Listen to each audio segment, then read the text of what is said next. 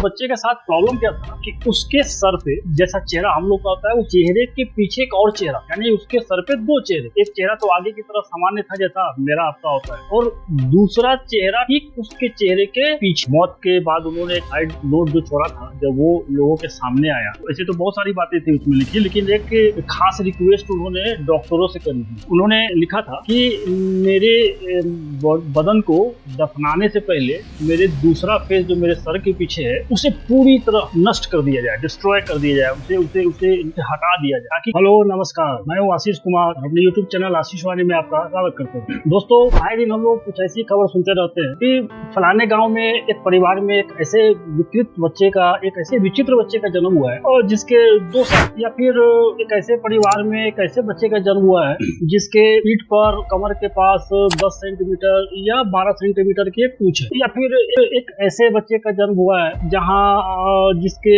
कमर के नीचे का हिस्सा तो सामान्य है लेकिन कमर के ऊपर उसके 2 धड़ हैं। तो आए दिन हम लोग ऐसी खबरें सुनते पढ़ते रहते हैं। दोस्तों, ये एक शारीरिक विकलांगता, शारीरिक विकृति के कारण ये इस तरह के केसेस आते हैं हमारे सामने, जहाँ कभी 2 जुड़वे बच्चे एक शरीर में जन्म लेते हैं या फिर शरीर में कई तरह की विकृतियां होती हैं। तो ये एक तरह का फिजिकल डिसऑर्डर है, शारीरिक विकलांगता। दोस्तों, ये जिंदगी जीना आसान नहीं होता है। इन लोगों इस तरह के शारीरिक विकलांगता के साथ जन्म लेते हैं। हालांकि देखा जाए तो ज्यादातर मामला में ऐसे जो शारीरिक विकृति के कारण जो बच्चे जन्म लेते हैं वो ज्यादा दिनों तक जीवित नहीं रह पाते, कुछ ही समय में उनकी मृत्यु हो जाती है। लेकिन उनमें से कुछ लोग अपने जीवन को आगे बढ़ाते हैं और वो एक ठीक ठाक जिंदगी जी लेते हैं। हाँ, लेकिन जितने दिन वो जीवित रहते हैं उन्हें हर दिन काफी सारी दिक्कतों का सामना करना पड़ता है। रोज नई चुनौतियां, नई परेशानियां, और एक अजब तरह का या अलग तरह का एक शर्मिंदगी का वॉइस भी उन्हें बनना पड़ता है। वो जीवन आसान नहीं होता है। बहुत सारे लोग तो ऐसे भी होते हैं जो इस तरह की जीवन से आजीज होकर जीवन लीला ही समाप्त हैं। तो कहने का मतलब इस तरह की जिंदगी एक अभिशाप की तरह, एक कर्ज है। वो हमारी और आपकी तरह सामान्य जिंदगी नहीं जीते। तो ऐसे ही एक शारीरिक विकलांगता के साथ जन्मे व्यक्ति की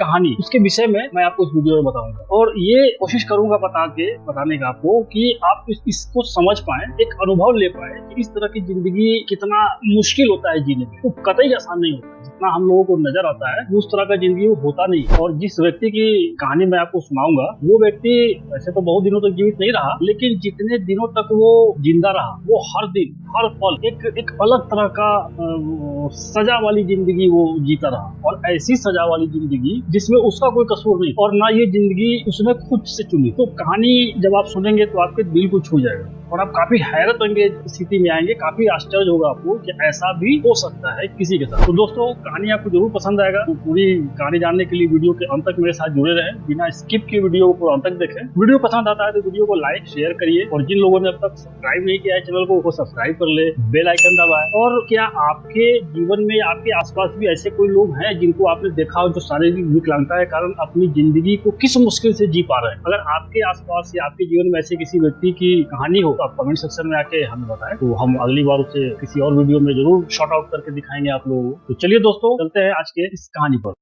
दोस्तों, 19वीं शताब्दी के अंत में इंग्लैंड में एक परिवार में, एक अमीर परिवार, संपन्न परिवार, एक राज घराने वाला परिवार, उसमें एक बच्चे का जन्म होता है जिसका नाम रखा जाता है एडवर्ड मॉर्ड्रेट। दोस्तों, बच्चा वैसे तो सामान्य जिंदगी था उसका, वो कोई ट्विन नहीं था, कोई जुड़वा नहीं था, बच्चा सामान्य था, हर चीज उसके सामान्य ही थी। लेकिन उस बच्चे के साथ एक अजीब चीज जुड़ी हुई, उस बच्चे के साथ एक अजीब ऐसा घटना था जो उस एरिया के सारे लोगों को झकझोर के रख दिया, और ऐसा किस्सा लोगों ने कभी देखा न कभी सुना, और एक अजीब तरह की स्थिति में उस बच्चे की स्थिति जीवन आ गई थी। हालांकि वो एक राजघराने से ताल्लुक रखता था, तो आप समझ सकते हैं कि उस परिवार ने कितनी कोशिशें की होंगी उस बच्चे को एक सामान्य जीवन देने की, लेकिन वैसा हो नहीं पाया। दोस्तों, वो जो एडवर्ड मॉर्ड्रेट जन्म के बाद तो ऐसे उसकी जिंदगी सामान्य ही जा रही थी, और शुरू से ही वो एक अच्छा बिहेवियर वाला लड़का था, पढ़ाई में काफी ज्यादा तेज था, और म्यूजिक के प्रति उसका एक खास लगाव था। वो एक बहुत ही अच्छा म्यूजिशियन भी था। लेकिन उस बच्चे के साथ प्रॉब्लम क्या था कि उसके सर पे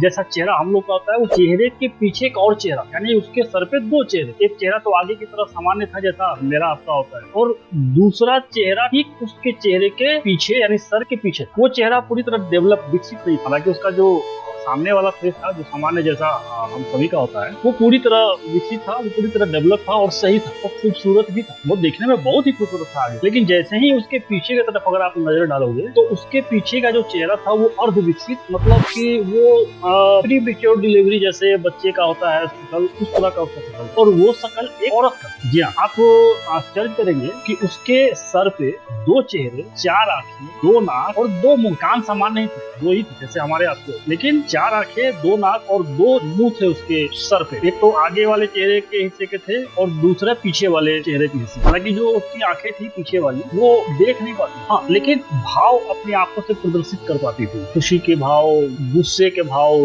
दुख के भाव, ये एक्सप्रेशन, ये भाव वो अपने चेहरे से, जो उसके पीछे था, उससे वो प्रदर्शित कर पाते। हालांकि आंखें उसकी देख नहीं पाती। ठीक उसी तरह उसका जो मुंह था, उससे वो बोल नहीं पाता। वो जो उसका मुंह था, उससे उसकी आवाजें नहीं निकलती थी, मतलब जोर जोर से आवाजें नहीं निकलती थी। मेरी आपकी तरह वो बातें नहीं कर पाता, लेकिन हल्का फुसफुसाहट, विस्परिंग, उसके मुंह से एक फुसफुसाहट निकलती, वो भी हमेशा नहीं, वो भी रात के समय। असल में होता क्या था, जब वो जो एडवर्ड मॉडरिक थे, जब वो रात को सोते, तो जब इनका अपना वास्तविक जो ओरिजिनल शकल था या आंखें थी, जब वो बंद करते थे, तो उसी समय उसके पीछे वाले चेहरे में हरकत शुरू हो जाती थी, मतलब वो चेहरा जाग जाता है ना जी। मुझे भी अजीब लगा जब मैंने पहली बार इसको सुना। और जैसे ही ओरिजिनल फेस सोता था, जो उसका पीछे दूसरा चेहरा था वो जाग जाता और उसके मुंह से फुसफुसाहट निकलने लगती थी, मानो वो किसी से कुछ फुसफुसा कर बातें कर रहा हो, और किसी बातें भी ऐसे जैसे कोई नर्क में के दरवाजे पे खड़ा हो और नर्क की बातें कर रहा हो, कुछ इस तरह की बातें और फुसफुसाहट उसके मुंह से निकलती थी,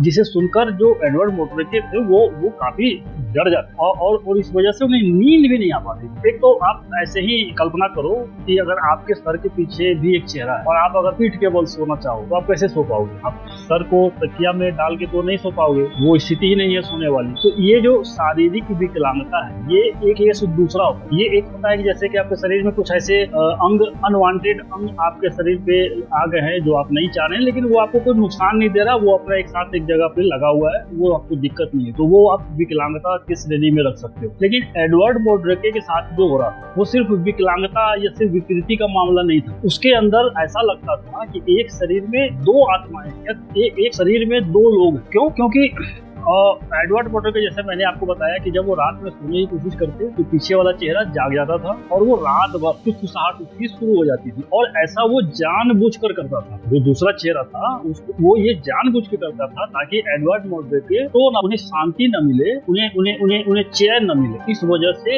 ये चेहरा जानबूझकर इस तरह की फुसफुसाहट रात भर करता रहता, जिसके वजह से कई रात एडवर्ड मोटरेके सो नहीं पाते। नहीं सोने की वजह से उनके शरीर में और भी कई दूसरी तरह की प्रॉब्लम होना शुरू हो गई और उनका ऑक्सीजन लेवल कम होता चला गया, चिड़चिड़ाहट उनके स्वभाव में धीरे धीरे आना शुरू हो गया। बात सिर्फ यहीं तक होती तो भी चलिए कुछ हद तक समझा जाता था। एक और चीज थी जो एडवर्ड मोटरेके को बहुत ज्यादा परेशान करती थी। जब भी एडवर्ड मोटरेके खुश होते थे या उनके साथ ऐसा होता, जब उनको कोई चीज अच्छी लगी या उनके फेवर में कोई बात हुई और वो उसकी खुशी मनाना अगर चाहते हो या वो खुश होते थे, तो ठीक उसी समय उसका जो पीछे वाला चेहरा था वो उदास हुआ। उसकी आंखों से लगता था जैसे उसे एडवर्ड मोटरेके का खुश होना पसंद नहीं आया, और उसकी आंखों से एक अजीब तरह के भाव, जैसे वो बहुत गुस्से में है और आंसू आंख से निकलना शुरू हो जाता। वो उससे ये लगता था कि वो नहीं चाह रहा कि एडवर्ड मोटरेके खुश रहे। ठीक इसके उलट, जब कभी एडवर्ड मोटरेके किसी भी बात से उदास होते या गुस्सा होते, दुखी होते, तो जो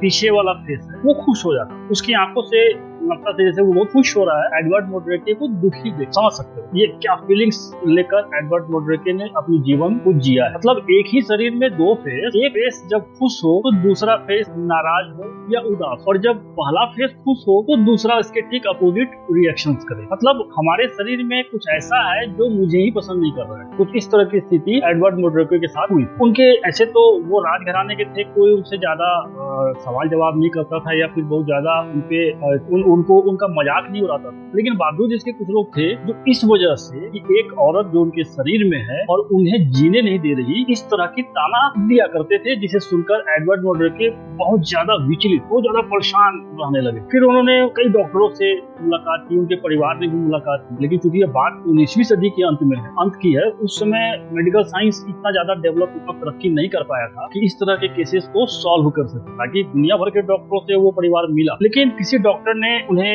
ये आश्वासन नहीं दिया या किसी डॉक्टर ने उनके इस केस को हाथ नहीं लगाया ये सोचिए कि ये केस सही नहीं हो सकता है, ये बीमारी ठीक नहीं हो सकती है। एक तो उस समय मेडिकल सुविधाओं की भी बहुत कमी थी, जो डिवाइसेज होनी चाहिए थे उस समय उस तरह के डिवाइसेज, हालांकि आज भी मैं बहुत श्योर नहीं हूँ कि इस तरह के केसेस को एकदम से सही कर भी दिया जाए। अभी तक वैसा कोई केस नजर में नहीं आया है, लेकिन उस समय आप सोचिए 100 साल पहले की बात थी, उस समय तो और भी ज्यादा स्थिति खराब रही होगी। खराब मतलब कि उतना डेवलप नहीं रहा होगा समाज या हमारा मेडिकल साइंस कि इस तरह के केस को सुलझा सके। ठीक इनके साथ भी वही हुआ, डॉक्टरों ने हाथ खड़े कर दिए, उन्होंने कहा कि ये संभव नहीं। कुछ लोगों का तो ये भी कहना था कि डॉक्टर चाहते भी नहीं थे कि ये केस सही हो, लेकिन इसके पीछे क्या कारण क्या तर्क है वो मुझे नहीं पता, मैंने खोजने की कोशिश करी है लेकिन मुझे इस तरह का कोई मिला नहीं। हाँ, एक 1985 में बोस्टन में एक लेख एक मैगजीन में पब्लिश हुआ था, इसी कहानी को लेकर एडवर्ड मोड्रेके के लाइफ के विषय में बताया गया। उसमें भी कई जगह इस बात का जिक्र किया गया है कि एडवर्ड मोड्रेके अपने सेकेंड फेज से बहुत ज्यादा परेशान थे और डॉक्टरों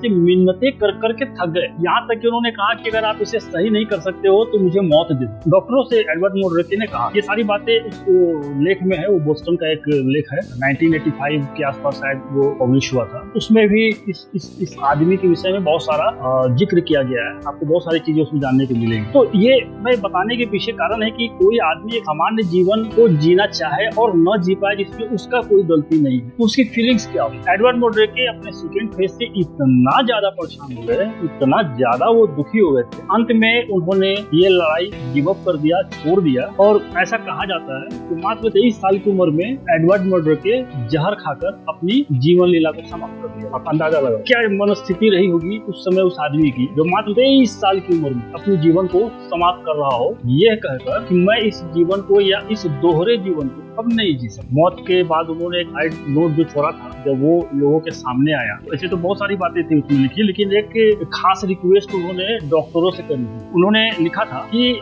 मेरे बदन को दफनाने से पहले मेरे दूसरा फेस जो मेरे सर के पीछे है उसे पूरी तरह नष्ट कर दिया जाए, डिस्ट्रॉय कर दिया जाए, उसे उसे उसे हटा दिया जाए, ताकि कब्र में मैं अपने सिंगल ओरिजिनल फेस के साथ ही दफन रहूं। और ये जो दूसरा फेस है, अगर ये मेरे साथ सही अवस्था में कब्र में भी गया तो वो कब्र में भी मुझे सोने नहीं देगा, फुसफुसा कर मुझे परेशान करता रहेगा जब तक मैं वहां रहूं।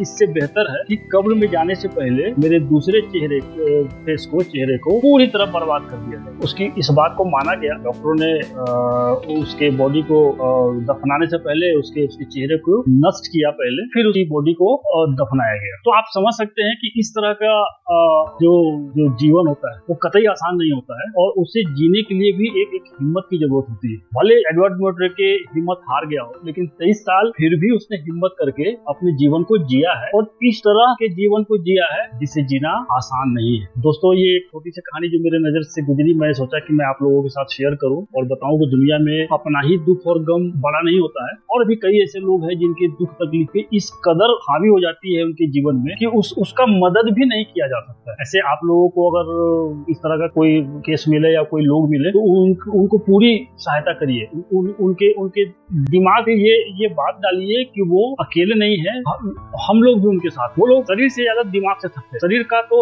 दुख दर्द फिर भी बर्दाश्त किया जा सकता है, लेकिन जो दिमागी परेशानी होती है ना, उसे झेलना बड़ा मुश्किल होता है, खासकर इन जैसे लोगों के लिए। तो ऐसे लोग जहां भी मिले, जब भी मिले, इनका उत्साह बढ़ाइए, इनका मनोबल बढ़ाइए और इन्हें भी बताइए कि ये भी मेरी और आपकी तरह एक समान इंसान, और वो भी अपना जीवन उसी तरह से खुशी खुशी जी सकते हैं जैसे दूसरे जीते हैं। तो उम्मीद करता हूँ दोस्तों कि मेरे ये वीडियो आपको जरूर पसंद आया होगा, और आपके पास भी ऐसा कोई किसी को देख के ऐसा कोई अनुभव हो तो कमेंट सेक्शन में जाकर मुझे बताइए। और वीडियो पसंद आया हो तो वीडियो को जरूर से लाइक करिए, दूसरे को शेयर करके बताइए, वीडियो को शेयर करिए, बेल आइकन दबाइए और कमेंट करिए जैसे आप अक्सर करते हैं, अपने प्यारे प्यारे कमेंट करिए। और मेरा वीडियो को ऐसे ही देखते रहिए। मैं फिर अगले किसी वीडियो में आपको एक नए टॉपिक के साथ मिलूंगा। तब तक के लिए नमस्कार।